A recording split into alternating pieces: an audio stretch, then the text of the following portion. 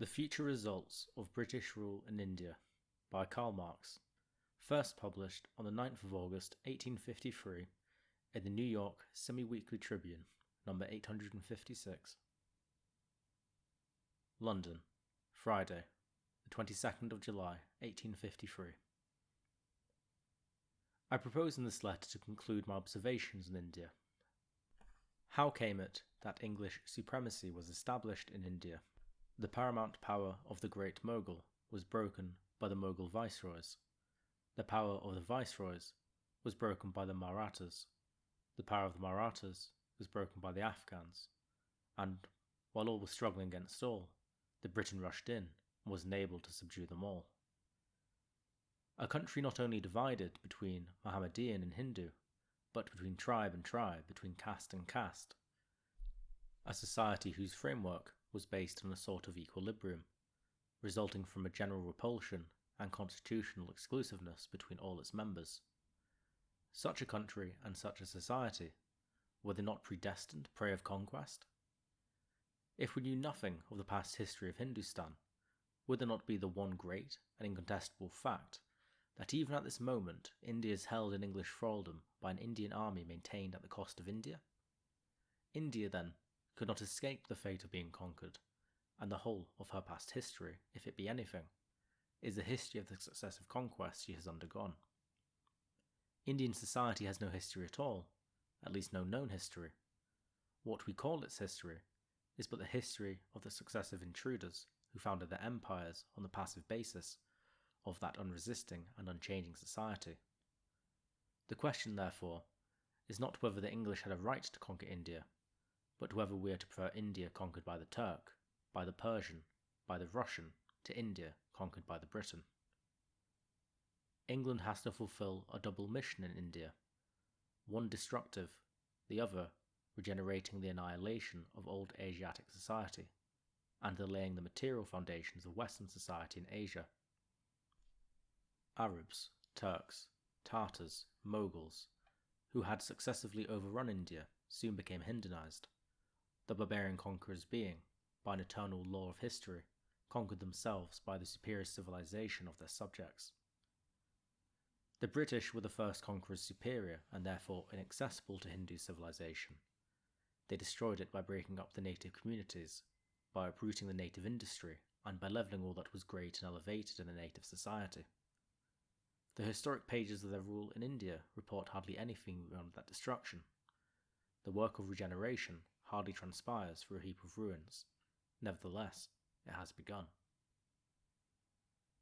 The political unity of India, more consolidated, and extending farther than it ever did under the great Moguls, was the first condition of its regeneration. That unity, imposed by the British sword, will now be strengthened and perpetuated by the electric telegraph. The native army, organised and trained by the British drill sergeant, was the sine qua non of Indian self-emancipation, and of India ceasing to be the prey of the first foreign intruder. The free press, introduced for the first time into Asiatic society, and managed principally by the common offspring of Hindus and Europeans, is a new and powerful agent of reconstruction. The Zemindari and Rotwar themselves, abominable as they are, involve two distinct forms of private property in land, the great desideratum of Asiatic society. From the Indian natives, reluctantly and sparingly educated at Calcutta, under English superintendents, a fresh class is springing up, endowed with the requirements for government and imbued with European science. Steam has brought India into regular and rapid communication with Europe, has connected its chief ports with those of the whole southeastern ocean, and has revindicated it from the isolated position which was the prime law of its stagnation. The day is not far distant when, by a combination of railways and steam vessels, the distance between England and India, measured by time, will be shortened to 8 days, and when that once fabulous country will thus be actually annexed to the Western world.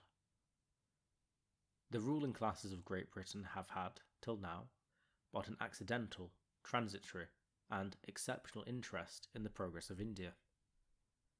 The aristocracy wanted to conquer it, the moneyocracy to plunder it, and the millocracy to undersell it. But now the tables are turned. The Milocracy have discovered that the transformation of India into a reproductive country has become of vital importance to them, and that, to that end, it is necessary, above all, to gift her with means of irrigation and of internal communication. They intend now drawing a net of railroads over India, and they will do it. The results must be inappreciable. It is notorious that the productive powers of India are paralysed by the utter want of means for conveying and exchanging its various produce. Nowhere more than in India do we meet with social destitution in the midst of natural plenty, for want of the means of exchange. It was proved before a committee of the British House of Commons, which sat in 1848, that, quote, when grain was selling from 6 to 8 a quarter at Khandesh, it was sold at 64 to 70 at Pune, where the people were dying in the streets of famine, without the possibility of gaining supplies from Khandesh, because the clay roads were impracticable. End quote. The introduction of railroads may be easily made to subserve agricultural purposes by the formation of tanks, where ground is required for embankment, and by the conveyance of water along the different lines. Thus, irrigation, the sine qua non of farming in the East, might be greatly extended, and the frequently recurring local famines arising from the want of water would be averted. The general importance of railways, viewed under this head, must become evident when we remember that irrigated lands, even in the districts near Ghauts, pay 3 times as much in taxes, afforded 10 or 12 times as much employment, and yield 12 or 15 times as much profit as the same area without irrigation. Railways will afford the means of diminishing the amount and the cost of the military establishments. Colonel Warren, Town Major of the Fort St. William, stated before a select committee of the House of Commons, begin quote, the practicability of receiving intelligence from distant parts of the country, in as many hours as at present it requires days and even weeks, and of sending instructions, with troops and stores, in the more brief period, are considerations which cannot be too highly estimated. Troops could be kept at more distant and healthier stations than at present, and much loss of life from sickness would by this means be spared.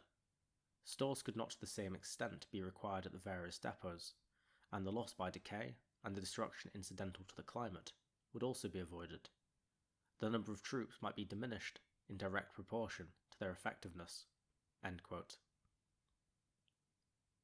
We know that the municipal organisation and economical base of the village communities has been broken up, but their worst feature, the dissolution of society into stereotype and disconnected atoms, has survived their vitality.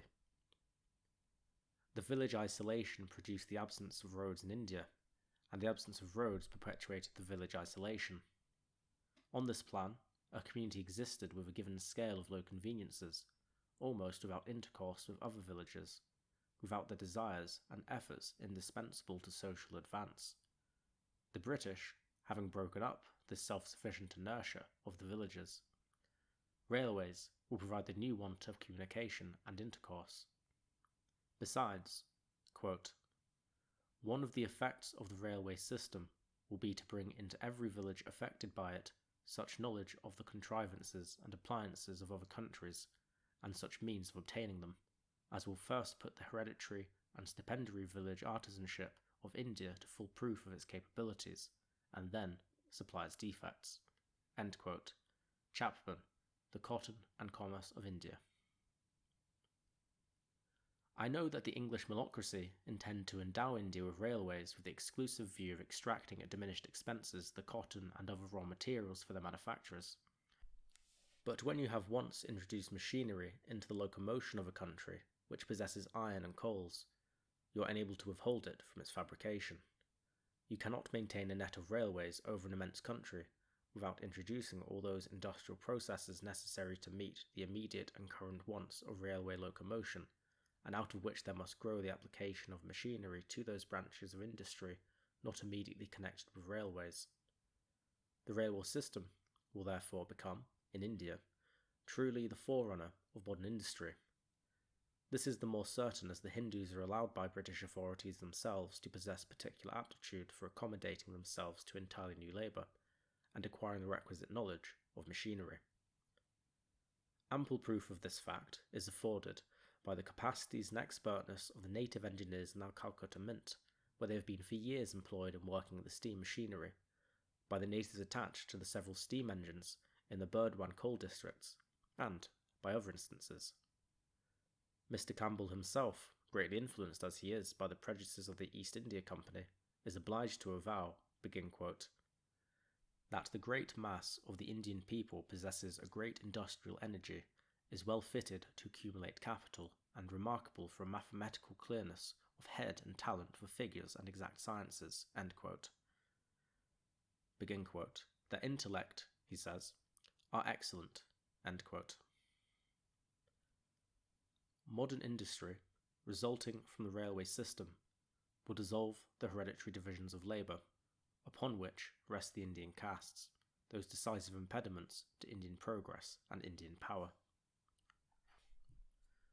All the English bourgeoisie may be forced to do will neither emancipate nor materially mend the social condition of the mass of the people, depending not only on the development of the productive powers, but on their appropriation by the people. But what they will not fail to do is to lay down the material premises for both. Has the bourgeoisie ever done more? Has it ever effected a progress without dragging individuals and people through blood and dirt, through misery and degradation? The Indians will not reap the fruits of the new elements of society scattered among them by the British bourgeoisie, till in Great Britain itself the now ruling classes shall have been supplanted by the industrial proletariat, or till the Hindus themselves shall have grown strong enough to throw off the English yoke altogether.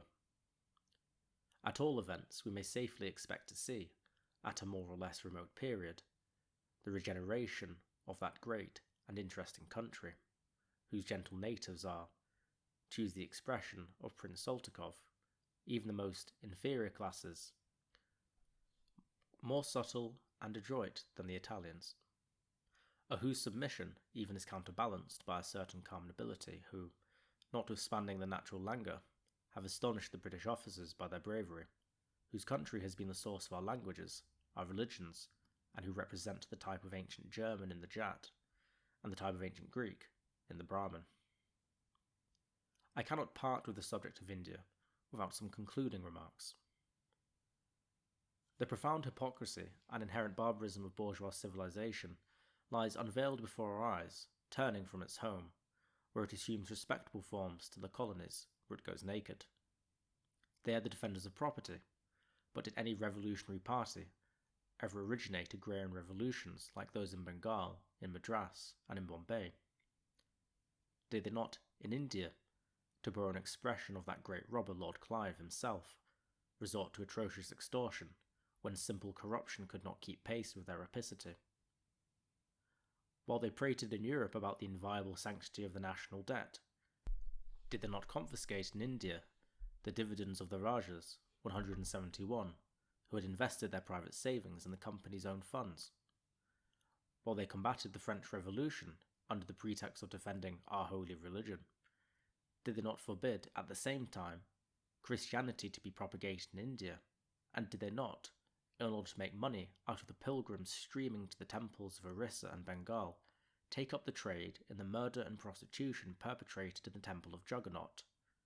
These are the men of property, order, family, and religion. The devastating effects of English industry, when contemplated with regard to India, a country as vast as Europe, and containing 150 millions of acres, are palpable and confounding. But we must not forget that they are only the organic results of the whole system of production as it is now constituted. That production rests on the supreme rule of capital. The centralization of capital is essential to the existence of capital as an independent power. The destructive influence of that centralization upon the markets of the world does but reveal, in the most gigantic dimensions, the inherent organic laws of political economy now at work in every civilized town. The bourgeois period of history has to create the material basis of the New World. On the one hand, universal intercourse founded upon the mutual dependency of mankind, and the means of that intercourse. On the other hand, the development of the productive powers of man, and the transformation of material production into a scientific domination of natural agencies. Bourgeois industry and commerce create these material conditions of a new world, in the same way as geological revolutions have created the surface of the earth. When a great social revolution shall have mastered the results of the bourgeois epoch, the market of the world and the modern powers of production, and subjected them to the common control of the most advanced peoples, then only will human progress cease to resemble that hideous, pagan idol who would not drink the nectar but from the skulls of the slain.